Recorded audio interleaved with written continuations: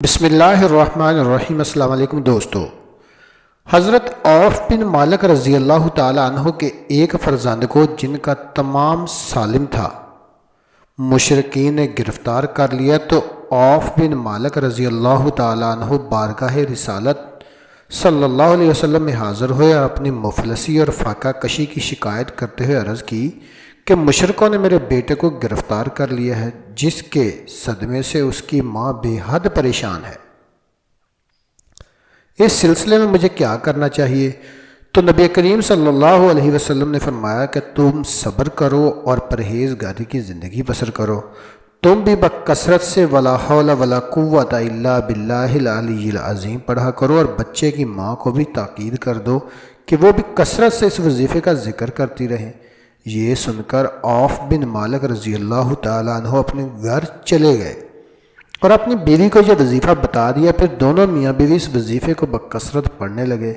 اسی درمیان میں اس وظیفے کا یہ اثر ہوا کہ ایک دن مشرکین حضرت سالم رضی اللہ تعالیٰ عنہ کی طرف سے غافل ہو گئے۔ چنانچہ موقع پا کر حضرت سالم رضی اللہ تعالیٰ عنہ مشرکوں کی قید سے نکل بھاگر چلتے وقت مشرکوں کی 4000 بکریاں اور 50,000 اونٹوں کو بھی ہانک کر ساتھ لائے اور اپنے گھر پہنچ کر دروازہ کھٹکھٹایا۔ ماں باپ نے دروازہ کھولا تو حضرت سالم رضی اللہ تعالیٰ عنہ موجود تھے۔ ماں باپ بیٹے کے ناگہاں ملاقات سے بے حد خوش ہوئے اور عوف بن مالک رضی اللہ تعالیٰ عنہ نے حضور اکرم صلی اللہ علیہ وسلم کو اپنے بیٹے کی سلامتی کے ساتھ قید سے رہائی کی خبر سنائی اور یہ فتویٰ دریافت کیا کہ کیا مشرکین کی یہ بکریاں اور اونٹ ہمارے لیے حلال ہیں یا نہیں۔ تو حضور صلی اللہ علیہ وسلم نے ان کو اجازت دے دی کہ وہ اونٹ اور بکریوں کو جس طرح چاہیں استعمال کریں، اور اس کے بعد یہ آیت نازل ہوئی، اور جو اللہ سے ڈرے اللہ اس کے لیے نجات کی راہ نکال دے گا اور اسے وہاں سے روزی دے گا جہاں سے اس کا گمان بھی نہ ہو، اور جو اللہ پر بھروسہ کرے تو وہ اسے کافی ہے، بے شک اللہ اپنا کام پورا کرنے والا ہے۔ بے شک اللہ نے ہر چیز کا ایک اندازہ رکھا ہے۔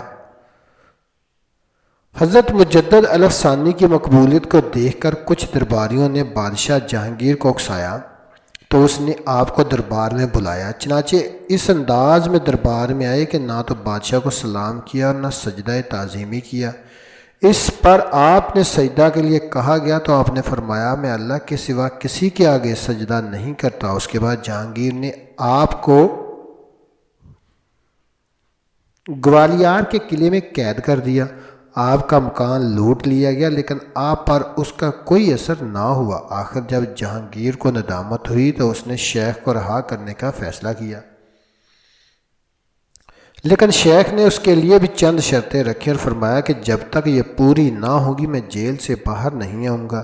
وہ شرطیں یہ تھیں کہ سجدہ تعظیمی کرانا بند کیا جائے، ہندوستان میں جتنی مسجدیں شہید کرائی گئی ہیں ان کو دوبارہ تعمیر کروایا جائے، بادشاہ اپنے ہاتھ سے گائے ذبح کرے اور گائے کسی عام کی جائے، مقدمات کے فیصلوں میں شرعی احکامات نافذ کیے جائیں اور ہر جگہ شرعی قاضی مقرر کیے جائیں، غیر مسلموں سے جزیہ وصول کیا جائے، باطل رسومات کو بالکل ترک کیا جائے، تمام قیدی جو شریعت پر عمل کرنے کی وجہ سے قید کیے گئے ہیں انہیں رہا کیا جائے۔